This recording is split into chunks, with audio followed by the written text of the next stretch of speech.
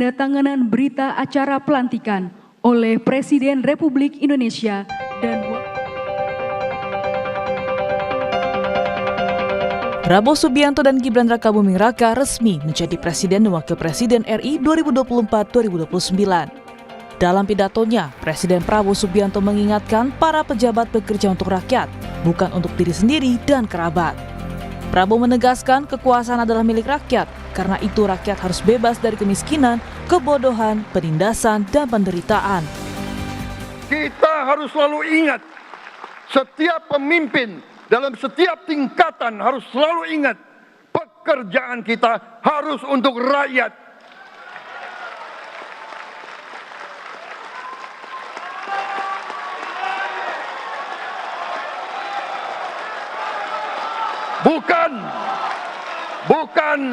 Bukan kita bekerja untuk diri kita sendiri.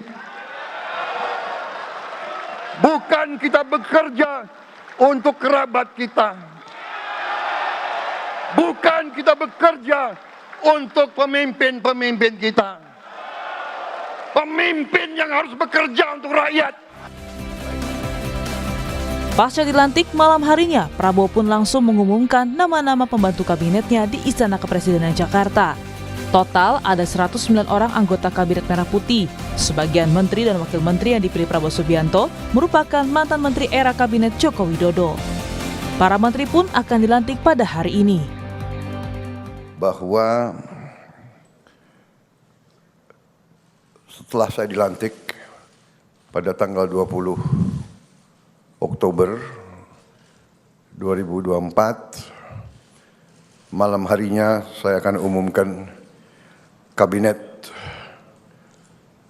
Pemerintah Republik Indonesia periode tahun 2024-2029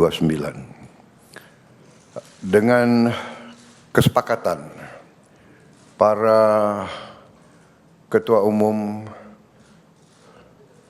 koalisi kami beri nama kabinet ini Kabinet Merah Putih. Publik pun berharap ke depan Indonesia menjadi lebih baik lagi. Selamat bekerja Prabowo Gibran. Tim Liputan Kompas TV.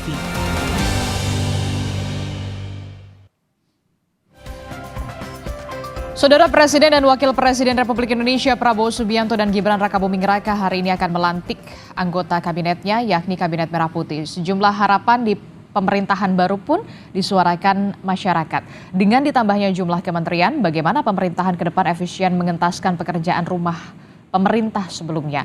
Apa saja yang akan digeber dalam 100 hari pertama Prabowo Gibran? Kita bahas dengan sejumlah narasumber. Di pagi hari ini sudah hadir ke studio, ada pengamat politik dari Universitas Al-Azhar, sudah ada Kang Ujang Komarudin. Selamat pagi, Assalamualaikum Kang Ujang. Selamat pagi, Waalaikumsalam Mbak Adisti. Kemudian melalui sambungan Zoom ada juru bicara Partai Gerindra, ada Bung Andre Rosiade. Selamat pagi, Assalamualaikum Bung Andre.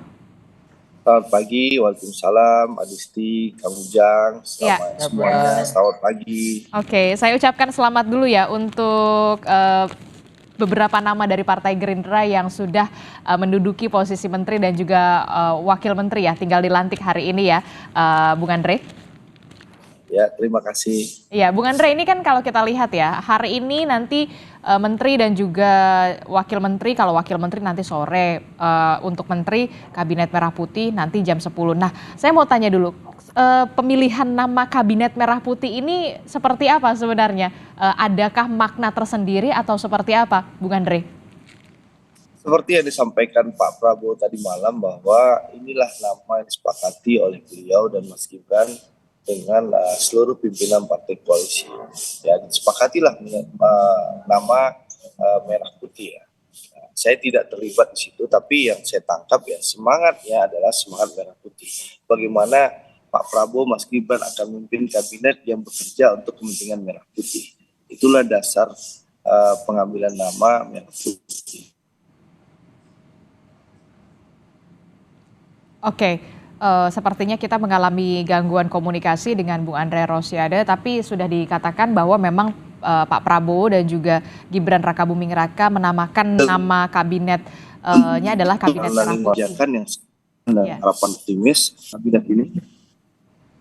Ya, Oke, kita agak sedikit gangguan komunikasi kepada Bung Andre, nanti bisa diperbaiki sinyalnya kemudian Bung Andre, tapi saya ke Kang Ujang dulu. Kang Ujang, Ya. tadi malam kita sudah melihat bagaimana pengumuman dari Menteri dan juga Wakil Menteri yang akan membantu Presiden Prabowo dan juga Wapresnya, Gibran Rakabuming Raka 5 tahun ke depan. Apa yang bisa dicermati soal Kabinet Merah Putih ini? Ya tentu saya mengapresiasi apa yang dilakukan Pak Prabowo ya, gercep gitu, gaspol. Ya kita tahu bahwa periode yang lalu Pak Jokowi itu melantik menteri di tanggal 23 kalau nggak salah. Artinya 3 hari setelah pelantikan. Nah ini langsung ya, malamnya diumumkan, hari ini akan dilantik. Saya meyakini bahwa Pak Prabowo ingin melakukan percepatan-percepatan dalam konteks merealisasikan janji-janji kampanye beliau gitu kan. Karena bagaimanapun optimisme publik, harapan publik kepada Pak Prabowo tinggi. Bukan hanya suaranya yang tinggi ketika pemilu yang lalu ya, tapi ketika survei saat ini harapannya tinggi kepada kepemimpinan Pak Prabowo. Oleh karena itu harus dijawab tantangan itu dengan kinerja yang baik dari kementeriannya ini. Nah, Kinerja yang baik dan cepat. Ya dan cepat ya, karena tidak ada waktu lagi Mbak Adisti. Kalau kita lihat 5 tahun kepemimpinan Pak Prabowo itu paling efektif bekerja 3 tahun setengah. 3 tahun. Habis itu kan pemilu, 16, 18 ya persiapan pemilu. Oleh karena itu partai politik. ya, kalau tidak gercep, kalau tidak gaspol ya akan lama. Apalagi mohon maaf ya dengan gemuknya gitu ya kabinet itu kan ada penyesuaian birokrasi, penyesuaian lain sebagainya. Dan ini menjadi tantangan awal dari Prabowo Gibran untuk katakanlah secara serius berkomitmen untuk kepentingan publik begitu. Kenapa kemudian Anda melihat Kabinet Merah Putih ataukah memang Kabinet Merah Putih ini menggambarkan semua perwakilan ini ada dari ujung barat Indonesia sampai ujung timur Indonesia? Ya kelihatannya ke sana ya. Kita lihat teman kita ya, ada yang dari Kompas juga masuk. Itu kita turut bahagia. Lalu juga dari Papua gitu ya. Banyak. Nah lalu juga saya lihat dari keterwakilan Ormas juga. Yang biasanya misalkan hanya Muhammadiyah, hanya NU. Sekarang ada Persis, Persatuan Islam juga terwakili. Saya lihat dipanggil jadi Wamen gitu. Nah lalu juga dari Baton MU, Muslimat juga ada diwakili. Jadi kelihatannya memang menggambarkan dari kenusantaraan ya, keindonesiaan, keterwakilan dari semua komponen masyarakat atau komponen etis di Indonesia ataupun komponen daerah dan wilayah. Saya rasa ini menjadi sesuatu yang bagus kalau itu dirancang, diorkestrasikan dengan baik. Koordinasi yang benar-benar baik dan apik. Ya betul, makanya saya selalu mensyaratkan gitu, kalau jadi menteri itu kan bukan hanya ke atas, bukan hanya ke bawah, tapi bagaimana horizontal, hubungan antar kelembagaan itu harus dibangun. Koordinasi, sinergitas itu harus betul-betul dibangun. Karena gini, pengalaman saya kenal dengan beberapa menteri gitu. Di birokrasinya saja misalkan itu agak sulit tuh. Dirjen gitu, deputi itu agak sulit untuk bekerja sama, apalagi dengan kementerian lain. Makanya data-data itu selalu berbeda, Mbak. Data itu di Badan Pusat Statistik seperti apa, di Kementerian Sosial seperti apa. Makanya data-data itu tidak ada yang akur, tidak ada yang cocok. Nah, oleh karena itu tadi ini menjadi tantangan gitu, walaupun kelihatannya mudah, ya tapi harus betul-betul diseriusi komitmen itu untuk bahwa menteri harus tadi bekerja sama dengan baik. Apalagi belum lagi persoalan birokrasi. Nah, ini yang menjadi catatan saya. Kita reformasi Mbak 26 tahun, salah satu yang belum tersentuh itu adalah birokrasi. Selalu menekan reformasi birokrasi, selalu ada dan kementerian pun ada. Kementerian reformasi birokrasi gitu ya. Tetapi tidak pernah tersentuh ini. Misalkan dari dulu netralitas ASN gitu, tapi tidak pernah terjadi. Lalu di belakang layar main gitu. Camat-camat jadi tim sukses, kepala dinas jadi tim sukses. Nah, ini harus ditata kembali bagaimana menjadikan birokrasi di kementerian itu lebih efektif, lebih bekerja untuk kepentingan publik seperti itu. Karena prinsipnya kalau bicara birokrasi ada pelayanan terbaik bagi masyarakat Indonesia begitu. Oke, saya coba menghubungi lagi ke Bung Andre Rosiade. Bung Andre? Ya. Oke, aman ya Bung Andre ya? Aman. Oke, Bung Andre, tadi kita membahas soal bagaimana Kabinet Merah Putih yang tadi Anda sebutkan sebenarnya pemilihan Kabinet Merah Putih ini sudah disetujui oleh koalisi juga ya, benarkah demikian ya? Partai politik koalisi. Betul, bahwa seperti yang disampaikan Pak Prabowo tadi malam sebelum mengumumkan nama kabinet kan beliau menjelaskan bahwa nama kabinet ini adalah Kabinet Merah Putih, di mana nama ini juga sudah disetujui oleh para ketua umum partai pendukung koalisi Pak Prabowo dan Mas Gibran. Dan saya rasa nama ini nama yang baik ya, merepresentasikan semangat merah putih ya, semangat kabinet ini Pak Prabowo dan Mas Gibran bersama kabinet untuk bersama-sama memimpin negara dan bangsa untuk kepentingan merah putih, ya ini kepentingan bangsa dan negara. Jadi dari nama saja kita sudah merasakan semangat dan suasana yang akan terlihat bahwa kabinet ini akan bekerja keras, ya, tidak perlu omong-omong lagi, tapi memang nanti setelah dilantik jam 10 para menteri, lalu siang menjelang sore para wamen, lalu besok para kepala badan, dan insya Allah tanggal 23 ada rapat kabinet perdana, dan lanjutkan nanti ada dalam beberapa hari mungkin tanggal 25, 26, 27 akan ada pembekalan lagi di Akmil di Magelang. Dalam rangka membangun chemistry, dalam rangka membangun semangat kerja, sehingga nantinya setelah tanggal 27 atau tanggal 28 teman-teman menteri ini langsung gaspol, gitu. Langsung gaspol. Kenapa langsung gaspol? Karena memang harapan publik begitu tinggi. Kita lihat survei Litbang Kompasnya Adisti itu kan ada 75% masyarakat yang percaya dan yakin Pak Prabowo mampu, dan itu harus dibuktikan bukan dengan omong-omong tapi dengan eksekusi. Dan alhamdulillah ya Pak Prabowo ini didukung transisi yang sangat mulus oleh Pak Jokowi. Kalau presiden-presiden sebelumnya menyusun anggaran itu kan setahun setelah mereka dilantik. Nah, Pak Prabowo karena bagian keberlanjutan dari Pak Jokowi itu dibantu oleh pemerintah Pak Jokowi di ujung akhir pemerintahan Pak Jokowi. APBN 2025 itu disesuaikan dengan kebutuhan pemerintahan Pak Prabowo, sehingga janji Pak Prabowo contoh badan makan siang bergizi gratis. Nah, itu bisa dieksekusi di Januari 2025 ini. Karena apa? Karena sudah disiapkan di APBN 2025 ada senilai 71 triliun. Memang tidak 82 juta anak langsung, tapi programnya sudah mulai berjalan. Nah, itu pertama. Yang kedua adalah, ya contoh, yang kedua adalah Pak Prabowo apa sih janjinya? Beliau akan bikin apa? Dan itu ditegaskan dalam pidato beliau. Akan menciptakan kedaulatan pangan. Kita akan swasembada pangan. Kalau perlu nanti setelah 4-5 tahun kita menjadi lumbung pangan dunia. Kan itu disampaikan Pak Prabowo. Nah, itu tidak semata angan-angan atau omong-omong, tapi apa? Di APBN 2025 itu sudah ada anggaran 15 triliun untuk apa? Intensifikasi sawah yang ada dan juga cetak sawah sekitar 150.000 hektar. Ada anggarannya 15 triliun. Jadi semuanya sudah disiapkan, semua sudah direncanakan, termasuk dari penyusunan menteri, ya susunan menteri, dan juga APBN 2025 yang sudah disiapkan dan sudah disahkan oleh DPR, sehingga insya Allah kabinet ini bisa langsung bekerja. Ya, memang saya pahami mungkin sebagian masyarakat menganggap ini terlalu gemuk, ya tentu jumlahnya lebih banyak. Tapi jangan lihat jumlah atau gemuk ya, tapi bagaimana lihat kinerja kabinet ini nanti insya Allah akan lebih efektif dalam rangka mencapai target dan tujuan pembangunan. Nah, bicara soal anggaran, ya ini akan ada pemborosan. Nanti Adisti kan bertanya jumlahnya begitu besar dan gemuk. Saya ingin jawab, APBN 2025, ya kabinet ini akan menggunakan APBN 2025 yang disahkan oleh pemerintahan Pak Jokowi. Insya Allah akan kita pergunakan secara efektif dan prudent. Begitu, Adisti. Oke, ini kan kalau tadi Anda juga sempat menyinggung karena memang dari segi jumlah kalau tidak salah ada 109 ya di jajaran menteri, wakil menteri dan juga kepala badan. Ini bukan hal yang mudah tentu saja untuk koordinasi. Koordinasi harus krusial sekali, benar-benar krusial sekali. Apakah kemudian itulah yang menjadi tantangan tersendiri bagi Pak Prabowo dan juga Mas Gibran sampai harus juga mengadakan pembekalan di Magelang untuk menyamakan visi misi presiden dan wakil presiden termasuk soal janji kampanye? Ya, jadi Aristi, ini kan kita mau melakukan gerak cepat. Bagaimana pemerintahan Pak Prabowo ingin eksekusi, bukan sebatas omong-omong apalagi menciptakan narasi-narasi.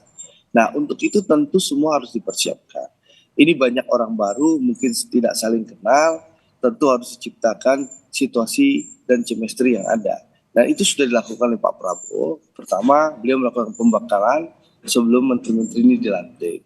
Ya, mengundang para pakar dan banyak hal. Kalau tahu itu, ya mumet itu kepala menteri dan wamen itu menghadapi pelatihan di Hambalang. Dimengerti. Itu artinya ya, menteri harus gaspol lah ya? dilanjutkan lagi di Magelang nanti. Itu menunjukkan apa? Bahwa Pak Prabowo ingin para menteri dan para wakil menterinya memahami nih programnya, ya visi misinya dan arahan-arahan teknis yang akan diberikan oleh Pak Prabowo sehingga para menteri ini bisa langsung bekerja. Jadi bukan hanya pembekalan tapi arahan teknis. Ya, nanti di Magelang itu akan ada arahan-arahan teknis sehingga para menteri bisa langsung gercep, langsung gaspol begitu.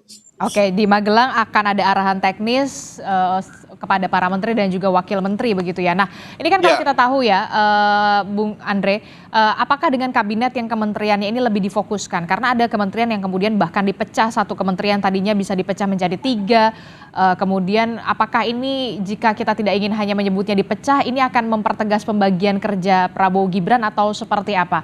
Biar lebih fokus atau bagaimana tujuannya sebenarnya? Ya, memang harus lebih fokus, lebih detail, dan harus mencapai tepat sasaran. Contoh, saya ini anggota Komisi 6 di periode yang lalu. Ada Menteri Koperasi dan UMKM. Ya. Apa yang terjadi? Saya rasakan Menteri Koperasi dan UMKM di periode yang lalu, di periode saya, di 2019-2024, itu antara ada dan tiada. Tidak terlalu dirasakan manfaat. Nah, padahal koperasi dan UMKM ini adalah roh semangat ekonomi Pancasila. Untuk itu Pak Prabowo memecah Menteri Koperasi dan Menteri UMKM. Supaya apa? Supaya lebih efektif, betul-betul dirasakan manfaatnya, dan kinerjanya bisa dipacu oleh Pak Prabowo dan Mas Gibran. Nah, sehingga dipecahlah 2 kementerian ini, yang khusus mau fokus untuk koperasi, dan satu lagi fokus untuk UMKM. Bahkan untuk UMKM itu disampaikan bagaimana Menteri Koperasi dan UMKM itu harus mampu ya membantu pembiayaan dan permodalan bagi UMKM kita.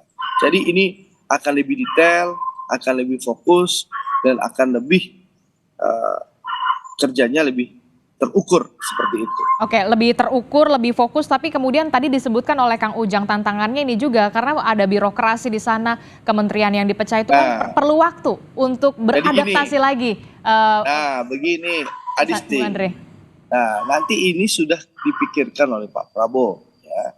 Sehingga nanti misalnya kan supaya tidak menghabiskan waktu, misalnya Menteri Koperasi dan UMKM itu nanti gedungnya juga nggak akan ada perpisahan gitu ya. Kalau udah dalam satu gedung ya kita bagi saja gitu, sehingga tidak perlu ada perpindahan karyawan, pegawai tidak perlu ada mutasi atau pindah tempat seperti itu, sehingga ini diharapkan setelah pembekalan dan arahan teknis nanti di Magelang, semua menteri bisa bekerja secara efektif tanpa perlu ada lagi waktu penyesuaian dan juga itu hambatan teknis dan birokrasi.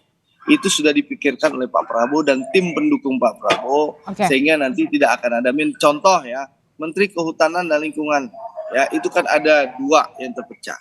Nanti insya Allah mereka masih bekerja dalam satu kantor, gedung, kantoran gitu loh. Jadi tidak akan ada perpindahan karyawan.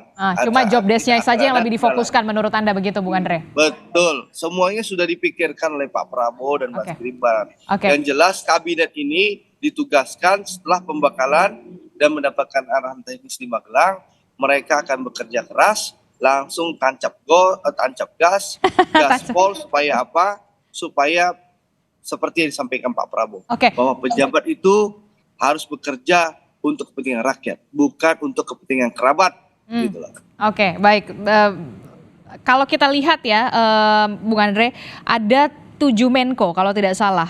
Menko bidang politik dan keamanan itu dijabat oleh Pak Budi Gunawan, Menko bidang hukum, HAM, imigrasi dan pemasyarakatan Yusril Iza Mahendra, Menteri Koordinator bidang perekonomian Erlangga Hartarto, Menteri Koordinator bidang pangan ada Pak Zulhas, Menko Bidang Pembangunan Manusia dan Kebudayaan ada Pak Pratikno, Menko Bidang Pemberdayaan Masyarakat ada Pak Muhaimin Iskandar, Menko Bidang Infrastruktur Pembangunan dan Kewilayahan ada Mas Agus Harimurti Yudhoyono. Saya mencatat ada 3 ketua umum partai politik yang menduduki jabatan Menko. Kalau ada yang mengatakan wah ini untuk mengakomodir, jawaban Anda benarkah demikian? Ya, kalau ada orang yang punya persepsi ini untuk mengakomodir, itu sah-sah saja. Tapi yang jelas kalau kita lihat bagaimana Pak Erlangga punya pengalaman panjang menjadi mulai menjadi anggota DPR RI, bahkan pernah menjadi Ketua Komisi 6 DPR RI, Menteri Perindustrian, bahkan kabinet yang lalu Menteri Perekonomian. Dia punya kapasitas membantu Pak Jokowi melepaskan Indonesia dari pandemi COVID-19 yang lalu. Jadi beliau punya kapasitas dan kemampuan. Ya silahkan kita perdebatkan Pak Erlangga. Ya, jadi gitu. Lalu kalau bagi orang-orang yang berprasangka buruk ya, tapi faktanya Pak Erlangga punya kemampuan yang luar biasa. Caimin juga kita tahu, Caimin ya pernah menjadi Menteri Tenaga Kerja di kabinet Pak SBY, lalu pernah menjadi Wakil Ketua MPR, zaman dulu Wakil Ketua DPR, ya bahkan menjadi calon Wakil Presiden gitu, mendampingi Mas Anies. Kita tahu kapasitas dan kemampuan Caimin. Lalu Mas AHY, kita tahu beliau adalah tentara profesional dulu yang punya tentara ya. Beliau seusia saya, ya kami kagum dengan beliau, punya selain menjadi TNI yang profesional waktu itu, beliau punya pendidikan yang luar biasa sampai ke Harvard, lalu sekarang memimpin Ketua Umum Partai Demokrat, dan beliau punya pengalaman memimpin Kementerian ATR. Dan BPN. kita lihat selama beliau menjadi Menteri ATR BPN, bagaimana terobosan-terobosan beliau untuk menggebuk para mafia tanah. Kalau Pak Zulhas bisa menyelamatkan dana triliunan rupiah. Oh, Bung Zulhas itu jauh lebih banyak kenyang pengalaman. Pernah jadi Menteri Kehutanan, ya, Ketua MPR, Wakil Ketua MPR, bahkan kemarin Bang Zulhas itu mitra saya di Komisi 6. Dan beliau masuk jadi Menteri Perdagangan waktu itu di saat Indonesia menghadapi krisis minyak goreng. Dan alhamdulillah Bang Zulhas mampu dan bisa ya menyelesaikan polemik minyak goreng, dan juga selama beliau jadi menteri tidak ada masalah jadi soal ketersediaan pangan di saat Natal Tahun Baru dan juga Lebaran. Semua terkendali, tidak ada kenaikan harga yang luar biasa. Jadi semuanya memang semuanya di bidang keahliannya masing-masing ya, Bung Andre ya. Beliau ini punya kapasitas, kapabilitas, dan punya leadership yang akan mengkoordinasi para menteri di bawahnya dalam rangka membantu Presiden Prabowo Subianto. Jadi ketika ada 3 ketua umum partai politik yang menduduki posisi Menko ini memang karena kapabilitasnya dan juga kapasitasnya dipilih oleh Pak Prabowo untuk menduduki posisi menteri, terutama di posisi Menko begitu. Kalau Kang Ujang sendiri sependapatkah demikian? Jangan dijawab dulu Kang Ujang. Tetaplah bersama kami di Usai Jeda. Kami akan kembali di Sapa Indonesia Pagi.